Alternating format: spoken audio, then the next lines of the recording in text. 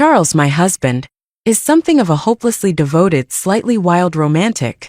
The day he proposed, he didn't just ask for my hand. He declared, "The house will be in your name. If we ever have kids, they'll carry your last name. Actually, I'd rather not have kids at all. I couldn't bear to see you suffer even a bit." As if worried I'd change my mind, he took me straight to register our marriage that very day. Not long after we got our certificate, he transferred all his assets to my name, insisting it was so I'd feel secure. Seeing my account balance soar to unfathomable figures, I certainly did feel secure. My in-laws were thrilled too. "Monica, it's our son's greatest fortune that you chose him," they said, each handing me a bank card. Charles leaned over to whisper, "There's 10 million on each card." Those cards, once so light, suddenly felt a lot heavier. I wasn't surprised by my in-laws' generosity. Charles, well, he's the kind of partner you might call a devoted companion, or if you're blunt, a bit of a mad dog. His possessiveness is as intense as it is unwavering. My in-laws worry I'll get fed up and leave him, and if that ever happened, they know he'd probably lose it completely. But they don't realize that's exactly why I'm with him. When I was young, my parents both cheated, eventually divorcing and shattering my trust and love. With Charles, I feel a security I never thought possible. He's rich, he's handsome, he's fit, and sure, he's a little unbalanced, but he's madly in love with me. If I'm even a bit under the weather, he's there, ready to do anything I need. So, marriage certificate in hand, meeting my parents was our next step. When I introduced Charles to my family, my stepsister Mandy couldn't take her eyes off him. I knew immediately she wanted him. Mandy has a habit of going after what's mine. But she's got a big surprise coming this time. Charles isn't something she can just take from me. It only took one meal from my mom and her family to get every last detail of Charles's background. Today, since I wasn't feeling great, my time of the month, Charles went to the kitchen to make me some hot cocoa. The moment he left, my mom seized the opportunity. "Monica, your boyfriend is excellent, but he just doesn't seem right for you. Why not do this? Why don't you let your sister have Charles? Your sister is vibrant and pretty. The two of them would look far more fitting together than you and him." I just laughed. My mom had to have a lot of nerve to suggest that. My sister is my mom's daughter with her current husband, and she takes after her father in looks. She's got puffy eyes, a visible white line above her irises, and a flat nose. She started getting cosmetic work done at 18. Though she's improved a lot. You can still tell the silicone. When my mom saw I wasn't reacting, she grew irritated. "You ungrateful girl. Can't you show some sisterly love and let your husband go to her?" She let out a dramatic sigh. "Raising you has been a complete waste. You're such a heartless, thankless child." I was amazed at her audacity. How could she even say something like that? After my parents divorced, my dad paid child support to my mom every month. But almost none of it ever went to me. She never bought me new clothes nor a single toy. It was the kind neighbors who pitied me enough to give me outgrown clothes and hand-me-down toys. Even my stepdad's mother couldn't stand it and would secretly help me with her own savings. By the time I was 7 or 8, I'd learned to wash clothes and cook.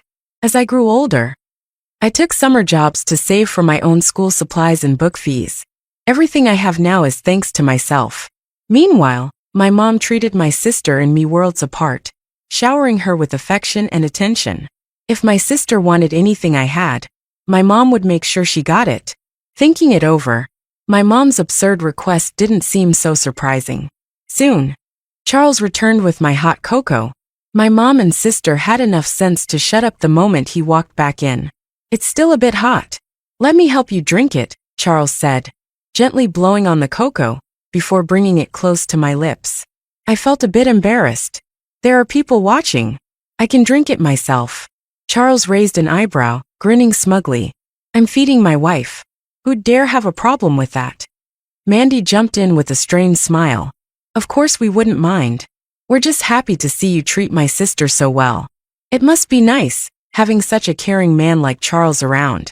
She's only got a cramps, and here he is feeding her like she can't do a thing herself.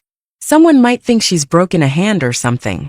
Clearly, she was implying I was being a bit dramatic. But Charles, in his fiercely loyal way, isn't one to think like most people. He set the cocoa down on the coffee table with a sharp clink. Are you wishing Monica harm? His tone turned ice cold, and Mandy looked like she'd just been cornered by a predator. She was so frightened, her eyes filled with tears. No, I didn't mean it like that. I was just saying how thoughtful you are, Charles. Charles scoffed. You'd better not be. It took her a while to recover. But watching Charles's tender care toward me only made her envy burn brighter. Charles, I'm not feeling well either. Could you make me a cocoa too? Her voice had a sugary sweetness that made me cringe. Charles let out a low, icy laugh. Are your arms broken or your legs? Why can't you make it yourself? Mandy looked wounded. But you made one for my sister. Monica is my wife. And you? What exactly are you to me? Charles sneered.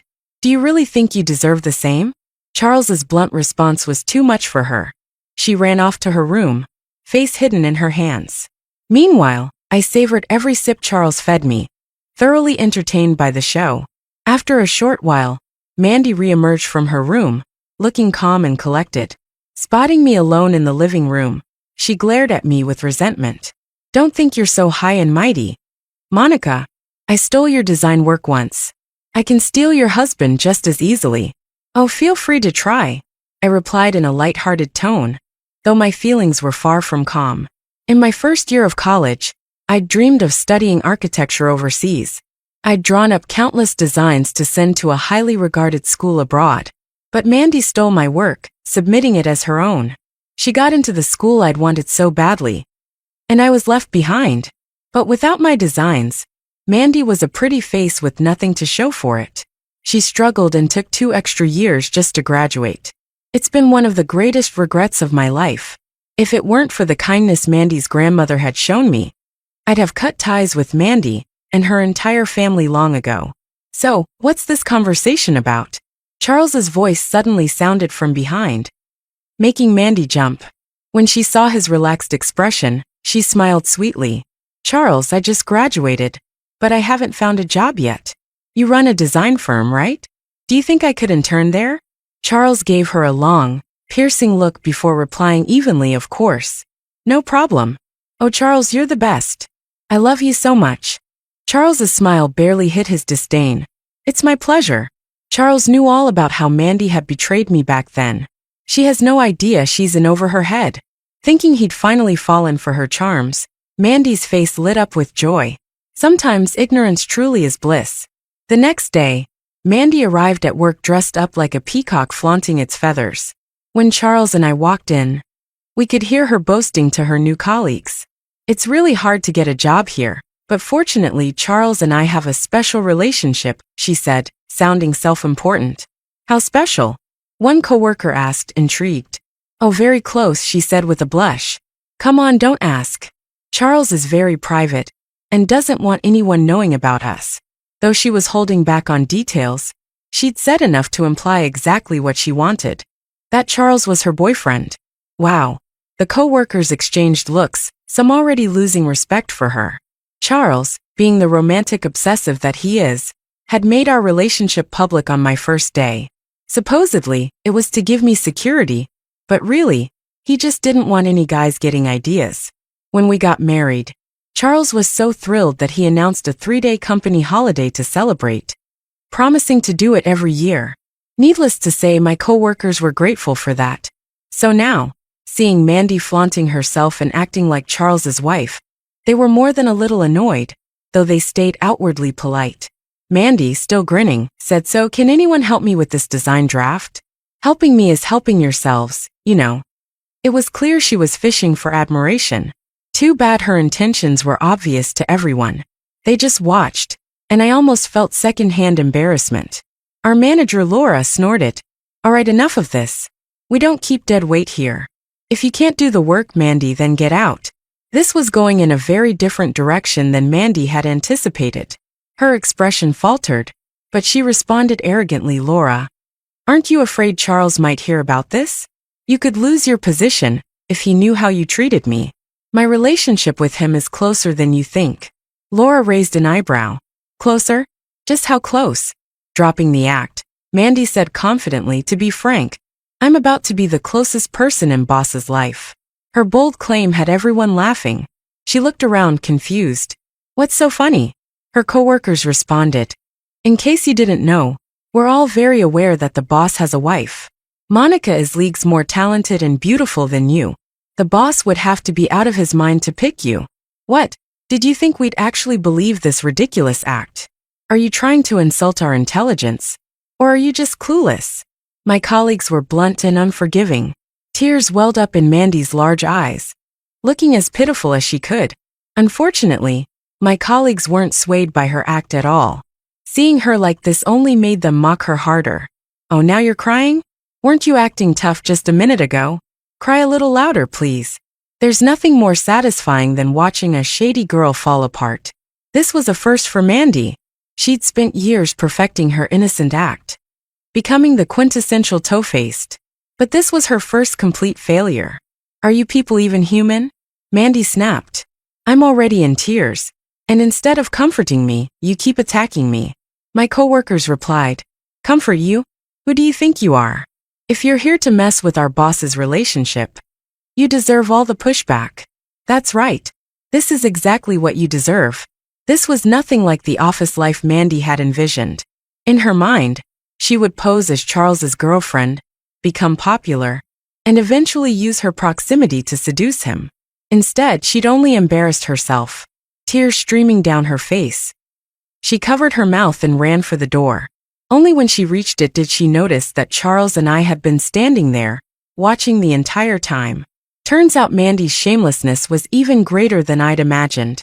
She looked at me, feigning innocence, and asked Monica, "What are you doing here?" "Well, I work here." Mandy's face clouded with irritation. "Why didn't you tell me?" I gave her a wide-eyed look. How was I supposed to know you'd have the nerve to pretend to be Charles's wife? I'm really sorry for ruining your plans. Looking embarrassed, Mandy stammered, "Monica, I wasn't pretending to be Charles's wife. I was just saying we're close. He's my Charles, and our relationship is naturally close." I didn't say anything wrong. The more she spoke, the more she seemed to convince herself. "Charles, Monica, you have to understand," she said, her voice quivering. "They completely misinterpreted my relationship with Charles and humiliated me. It's been so painful." As she spoke, tears welled up, and she directed her pitiful look at Charles. Charles, however, wasn't moved in the slightest. His voice was dripping with sarcasm. "All right, we're all adults here. Quit with the sob story and save your tricks." Pouting, Mandy protested. "Charles, I didn't mean any harm." Charles remained unsympathetic. "Stop calling me Charles. I don't have a shameless little sister like you." Once again, Mandy's eyes filled with tears, and she shot me an accusatory glare, as if I were the reason she'd been reprimanded. Charles noticed this and said in a calm but pointed tone, "Mandy, the only reason you're here is because of Monica. If I catch you trying anything underhanded again, you're out." "Yes, Charles." Head down, she scurried off to the restroom. Later, Mandy and I crossed paths in the break room. She looked at me with undisguised bitterness. "Monica, you must be thrilled watching me mess up today." I smiled. "Wow, you figured it out. So clever of you." "You." Mandy sucked in a deep breath, visibly fighting to keep her composure.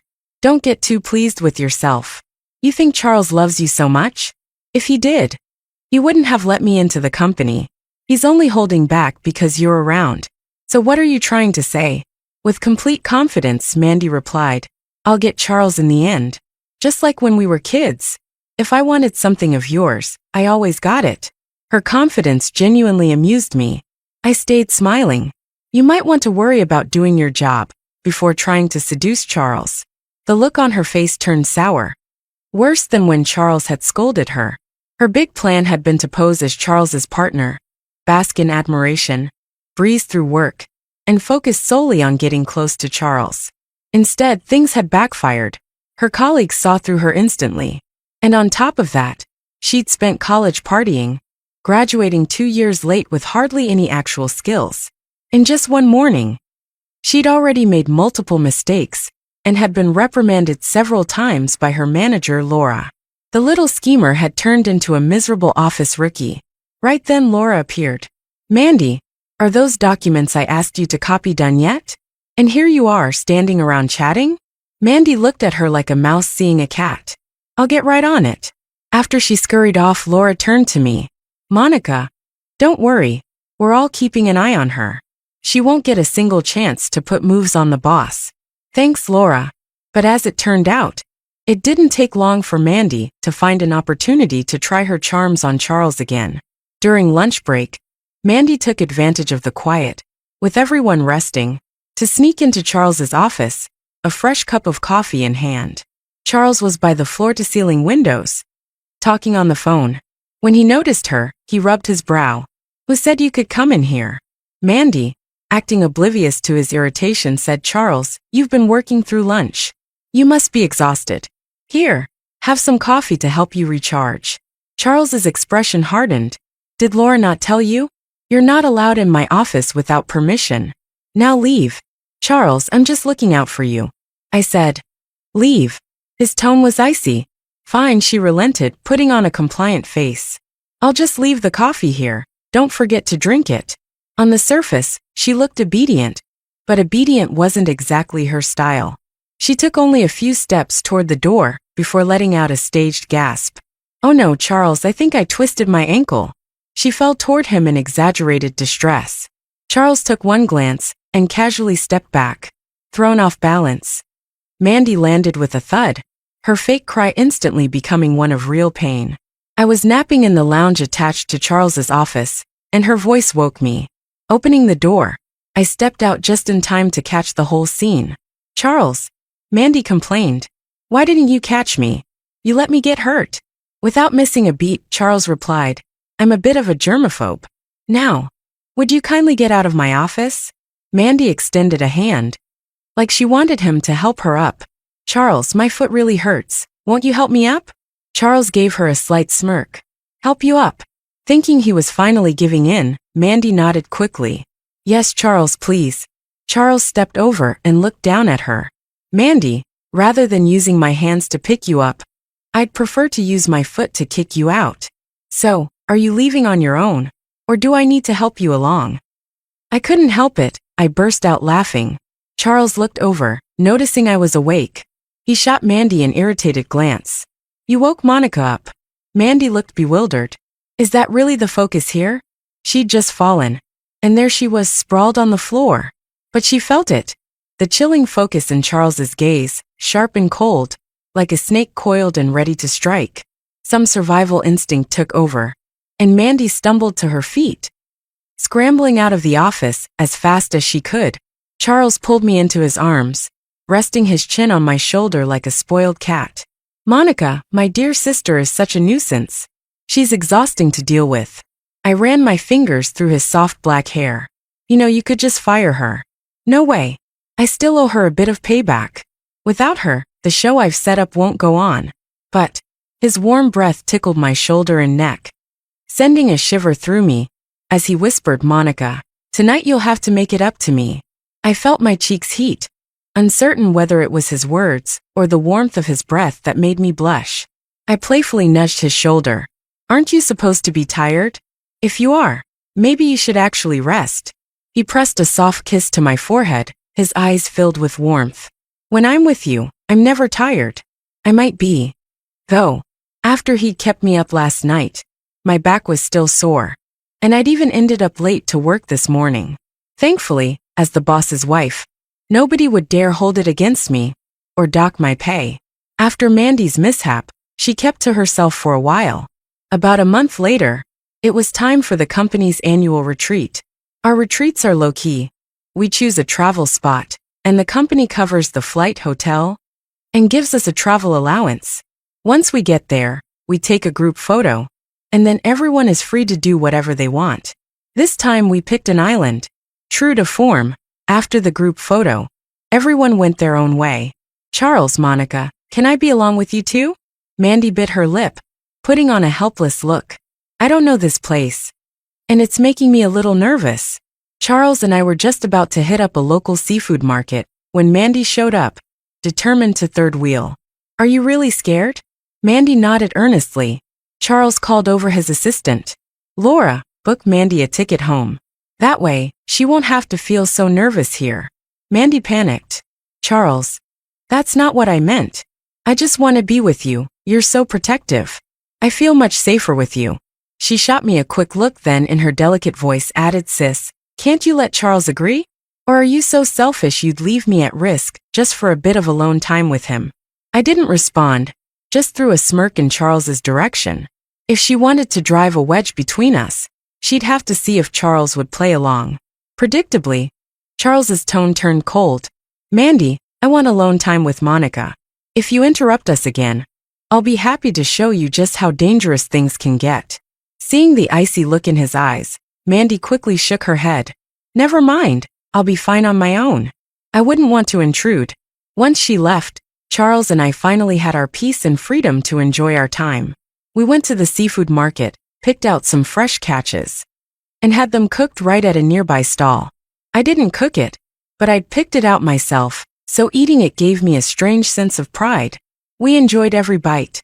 The next day, Charles and I tried parasailing and surfing, both high-energy activities. I didn't know how to surf, but with Charles's patient guidance, I managed to get the hang of it and had a blast. At one point, Laura called to let me know Mandy had been snooping around, asking where Charles and I were staying. Apparently, she wasn't quite ready to give up on him, so I should keep an eye out. By the way, Charles and I didn't stay with the rest of the team in a 3-star hotel. We were in a 5-star suite. Charles grew up surrounded by luxury, and now that we're together, he wants nothing but the best for me. When it comes to material things, he doesn't hold back. Sometimes I feel it's over the top. But Charles, the hopeless romantic, insists that it's still not enough. It's incurable, this love-struck behavior of his, but I love it. After 2 days of activity, I was worn out. Charles's energy is boundless. He takes me out all day and still has the stamina to keep me up at night. I could barely keep up.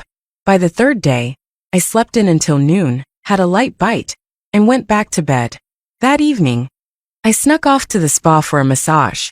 But as soon as I was about to check in my bag, Charles called me. Monica, where did you go? I'm at the spa, I replied, knowing he'd probably want to follow. Men aren't allowed in here. Monica, do you not like being with me? His voice was low, a bit sad if I listened closely. No, I love you most. But you're wearing me out. I'm not a machine, I get tired too. I lavished him with sweet words, knowing they cost me nothing. And by the end, he sounded cheerful again. All right, I'll wait for you. Good. I hung up, spotting what looked like Mandy disappearing around a corner. But when I looked again, it was just a hotel staff member. I checked my bag and headed in for my spa session. I never expected that the one time we were apart, there'd be trouble. When I finished, I found Charles waiting for me outside. I couldn't help but laugh. Was he really so attached he couldn't stand to be apart? But then he said, Monica. I almost lost my innocence. My expression darkened. What happened? Charles quickly told me everything that had happened after I left. Charles, aside from me, loves only one thing more than anything: making money. Of course, all that money ultimately goes to me. So he really does like me a lot. When he noticed I wasn't in the hotel, he decided to head into the suite's office to handle some work while waiting for me to return. After a while, he started to feel a little tired. Standing by the floor-to-ceiling window, he gazed quietly at the city's dazzling lights. Suddenly, he felt someone hug him from behind. His first instinct was that I had come back. After all, besides me, no one else would enter this room. But then he sensed something was off. I wasn't the type to be so forward. Charles glanced down and noticed the hand around his waist wasn't wearing a wedding ring. Realizing it was another woman holding him, he felt utterly disgusted. A wave of rage enveloped him. He knew that the one thing I loathed the most was betrayal. My parents had divorced when I was young, each having strayed from the other. Throughout my childhood they fought often, and I was often caught in the middle. They would say if it weren't for me, they would have split long ago, as if their love for me was the only reason they stayed together. Later, my mother won custody and promised to take care of me, but it was all a lie. My mother betrayed me.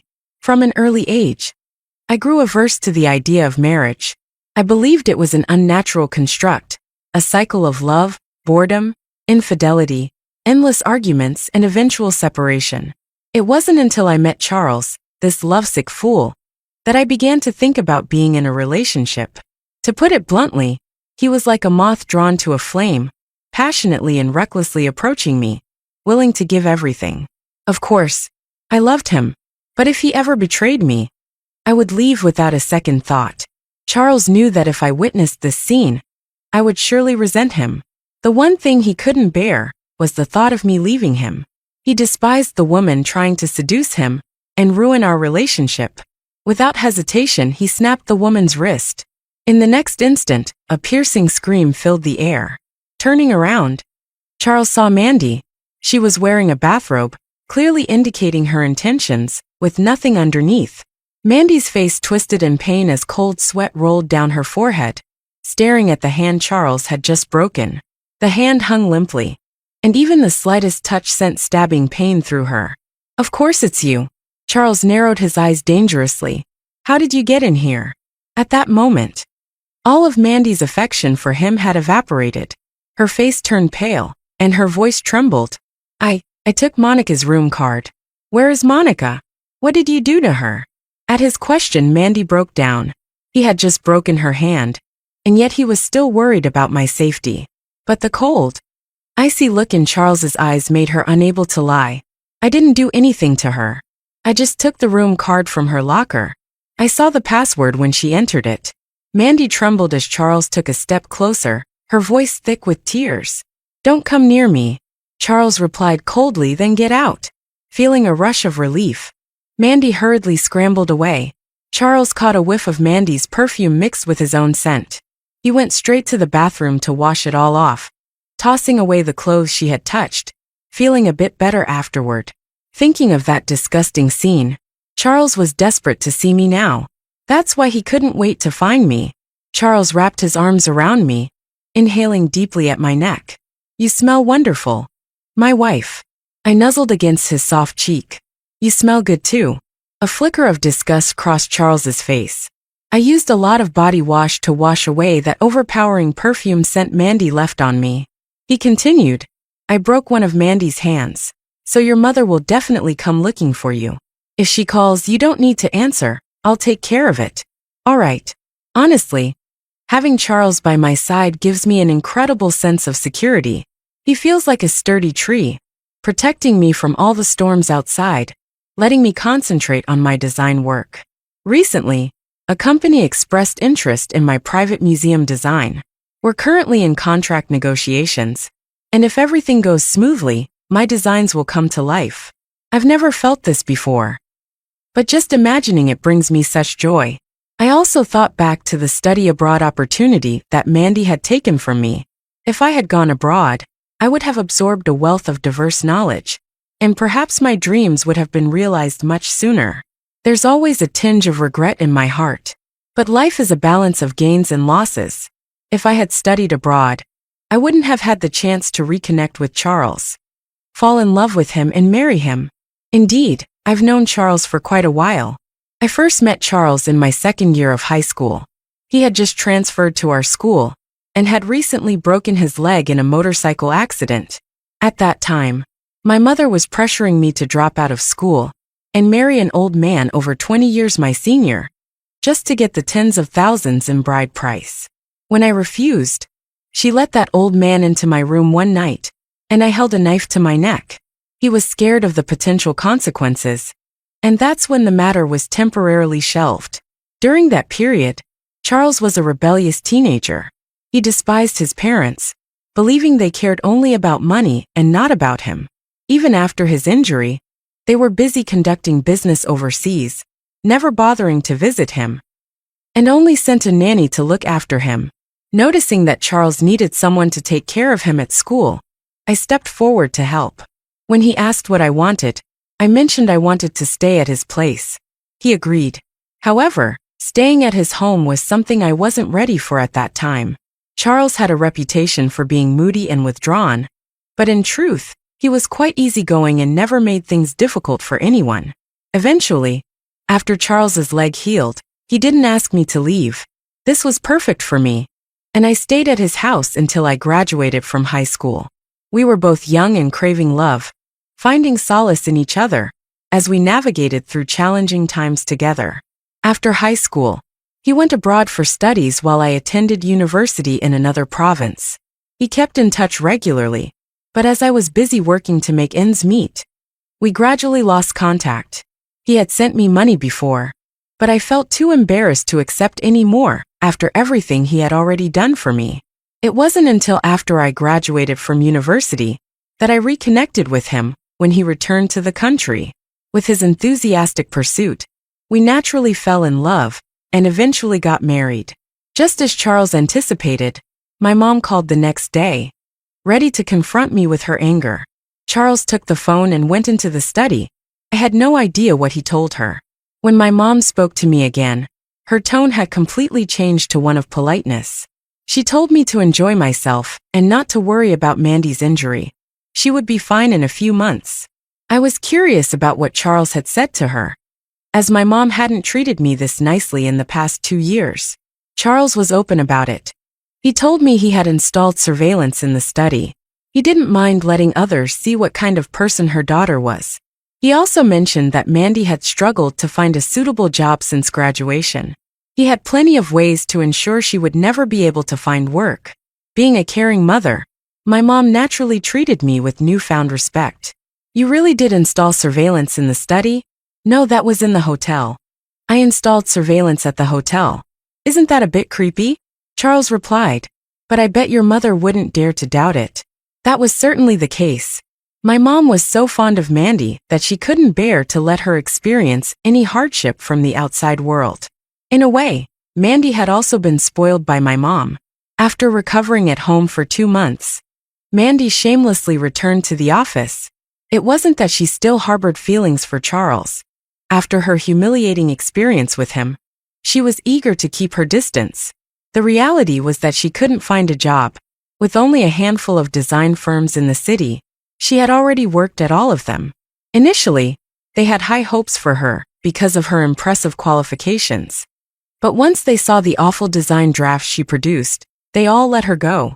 Mandy had expensive tastes and loved luxury goods. Her family had exhausted their savings trying to send her abroad for her studies. Given her skill level, it was nearly impossible for her to secure a full scholarship and relieve her family's financial burden. My stepfather and mom wanted to help her, but they were powerless to do so. Mandy had previously tried to win over Charles, both for his talent and his wealth. Now, Charles's company was offering high salaries and excellent benefits, making it the best opportunity she could find. That was why she had the nerve to stick around. For 3 months, she kept a low profile.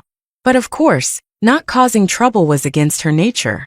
Recently, Charles's company had taken on a project, and out of several proposals, Mandy's was selected. Having seen her design drafts, I knew she wasn't capable of producing such quality work. I couldn't help but wonder who had helped her with it. But her newfound arrogance was undeniable. In meetings, she repeatedly challenged me, claiming my skills were inferior and that I didn't deserve my position. I responded coolly, the design draft is good, but deep down, you know whether you created it. A brief flicker of panic crossed Mandy's face, quickly replaced by composure. You're just envious, Monica. Is it so hard for you to admit that others are more talented? Charles interjected, you can't hold a candle to Monica. Mandy, when someone becomes overly arrogant, they're bound to crash.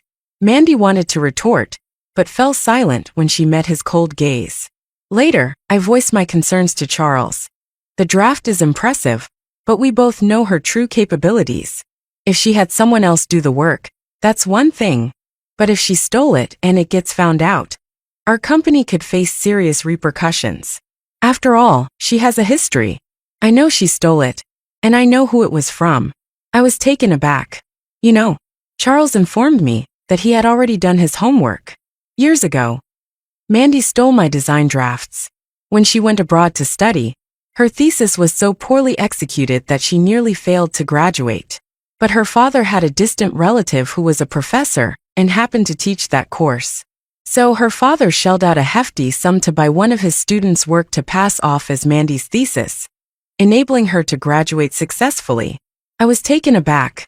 That student actually agreed to that. Designers view their work as their children. It's almost unheard of for someone to give away their creation willingly. That student didn't have a choice, Charles explained. The professor was notoriously tough on his students and could easily keep them from graduating. Plus, he had strong connections with several design firms, meaning most of his students ended up working there. If he made a single phone call, those students might find themselves unemployed. While they all hated that professor, they were also terrified of him. They just wanted to graduate and escape his grip. It suddenly clicked for me.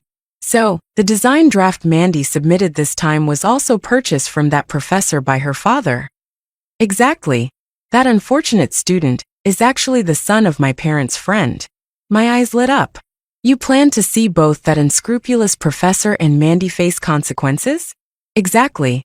If Mandy can steal once, she'll likely do it again, Charles replied, glancing at Mandy outside the office, who was smirking with pride. She hasn't let me down. So the plan you had in mind for revenge was this, I smiled. Charles, you're really genius. Charles had told me before that since Mandy foolishly approached him, he would take the opportunity to teach her a lesson and get back at her for stealing my designs. I hadn't asked for details, trusting that he would follow through. Now learning his plan made me feel even more secure with Charles. After we aligned our thoughts, we faced Mandy's growing arrogance with calmness. There's a saying, to bring about someone's downfall, one must first drive them to madness. Mandy was racing down the path to self-destruction, and I simply needed to watch. With Charles's influence, our company quickly signed a contract with the client interested in Mandy's design. That night, Mandy was on cloud nine, treating her coworkers to dinner. After a few drinks, she started mocking her colleagues, implying that they were all beneath her. My coworkers could hardly tolerate her behavior, leaving one by one during the meal. In the end, Mandy left in embarrassment after settling the bill. The next day, she strolled into work, glowing with self-importance. She greeted her colleagues with a triumphant smile, but they exchanged uneasy glances. Finally, Laura couldn't hold back and said, Mandy, you might be in trouble. Mandy frowned. Laura, I know you're jealous of me. You're older and have more experience, but your designs just can't compete with mine. You should focus on improving yourself, instead of cursing someone as talented as me. One nearby colleague couldn't hold back a laugh. Is it really considered talent if it's plagiarized? Mandy's face darkened. What do you mean by that? Laura sent her a link to a website. Check this out for yourself. Mandy clicked on the link and quickly skimmed a few pages, her complexion turning increasingly pale. By the end, her hands trembled so much that she struggled to hold her phone. The guy Charles knew had posted about the unscrupulous professor, accusing him of exploiting students at the research institute. He described how the professor treated them like household staff, making them clean his home, transport his children to and from school, and tutor them. More crucially, this professor sold the students' work at inflated prices to others. The student's design had been taken without permission and sold off, and he was warned against speaking out. If he did, the professor threatened to ruin his chances of graduating and finding work, effectively destroying his future. Ironically, the student's uncle was in the process of establishing a small collection museum, and the design drafts supplied to that company was the student's work. He explicitly named Mandy as the person who purchased his design. It was no surprise that Mandy was spiraling. No company would hire someone with a plagiarism record. With this scandal going viral, her career was essentially over. Additionally, our company had already entered a contract with the other firm. Due to our involvement, that contract was now void, and we would have to pay a significant breach of contract penalty. Naturally, that cost would fall on Mandy. Barring any surprises, she would likely spend the rest of her life in debt. I felt no sympathy for her. She had nearly robbed me of my dreams, and had stolen the works of many other students as well. If this hadn't come to light, she and that professor would have continued to harm more students. The consequences of stealing from others are always severe. Just as I suspected, after the news broke, Charles fired Mandy and made her pay a hefty sum. At first, Mandy tried to dodge the payment. She came to me, begging me to talk to Charles and convince him not to hold her accountable. Of course I refused. Before long, She had my mom come to plead her case. When my mom found me, she acted like I was still that child she could scold at will. She launched into a tirade. Monica, have you lost all sense of being an older sister? Your sister is begging you. How can you refuse to help? That amount is nothing for you. You ungrateful wretch. I wasted my efforts raising you. If you dare not help your sister, I will cut ties with you. Charles overheard this and looked ready to step in. But I stopped him. I can handle this. If you want to sever ties, go ahead. I wouldn't mind. My mom was taken aback, clearly not expecting me to agree so readily. You heartless girl. You're willing to abandon your mother for a trivial amount.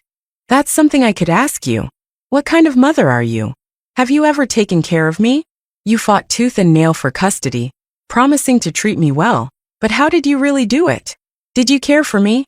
No, you made me stand on a stool to wash dishes when I was only 5, turning me into the family's little maid. I slept in a makeshift room that was once a storage closet. You never bought me clothes. I earned my own tuition. If it weren't for the law, you would have made me drop out long ago. In my senior year, you even tried to sell me to a balding man in his 40s. My mom interrupted me in a panic. Why do you hold grudges? I was just a confused new mother. Confused? You were just after my dad's child support when you fought for my custody, weren't you? You know, if you don't want people to know, don't do it in the first place. Her face turned uncomfortable, and her bravado crumbled. I admit I made mistakes, but you can't let that ruin your sister's life. Shouldn't I hate her? She stole the money I saved for college to buy luxury goods in high school. Do you remember that? She likely didn't, but I would never forget. I had made Mandy pay me back, and my mom had scolded me, saying that I was living off her, and that buying some luxury for my sister was no big deal. She even stole my design work and nearly destroyed my dreams. My mom sneered, but you're doing fine now, aren't you? I may be okay, but that's not because of you. My misfortunes stem from you, I said calmly. Honestly, I feel pleased to see Mandy in trouble, and I have no intention of helping her. You don't blame me for her actions. She's this way because of your indulgence. Instead of blaming me, you should reflect on yourself. My mom had more to say, but I had already instructed the housekeeper to throw her out. Enraged, my mom began to curse at me. I smiled as I stood at the door. Don't worry. I'll be just fine. You should worry about your precious daughter.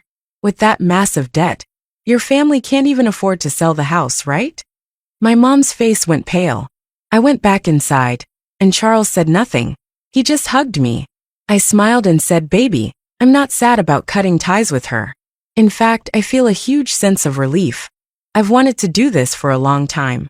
Charles's tone was serious as he said, but I just want to hold you tightly. For some reason, when I heard that, my nose felt a bit tingly. I cupped his face and planted a deep kiss on his lips. I really like you. I rarely took the initiative like this, and I could see his ears turning slightly red. I like you too. His innocent demeanor made me laugh, and I leaned on his shoulder. Charles, having you by my side is truly wonderful. After that, my mom brought Mandy to see me a few more times. During those 3 months, I had the chance to study abroad, and Charles accompanied me. Because of this, my mom didn't get to see us at all. When I returned, I overheard my colleagues discussing Mandy's situation. Her family had sold their house to pay off her debts. Unfortunately, Mandy owed far too much money, so they could only cover half of it. My mom and stepfather were now working 2 jobs, each just to help pay off what Mandy owed. Meanwhile, Mandy couldn't endure that tough life, and ran off with a man she met online, vanishing without a trace. My mom aged 10 years overnight, constantly reporting her missing to the police, but there was still no news. As for that unethical professor, he was dismissed from the university and had to compensate the numerous students he had wronged. He became a pariah, like a rat crossing the street, with everyone wanting to see him punished. Laura asked, so, how was your study abroad experience? I felt a blush creep up. I had gained so much. I had not only acquired knowledge, but also discovered that I was pregnant. Charles announced, Monica and I are planning to get married in 2 months. Make sure you all come to celebrate. Before long, I was surrounded by warm wishes. Charles had been planning the wedding for a while. He was determined to give me a grand and unforgettable ceremony. But with the arrival of our little one, everything changed. That's life, filled with surprises and unexpected turns. I glanced at Charles. With him by my side, I knew we would move toward a wonderful future together.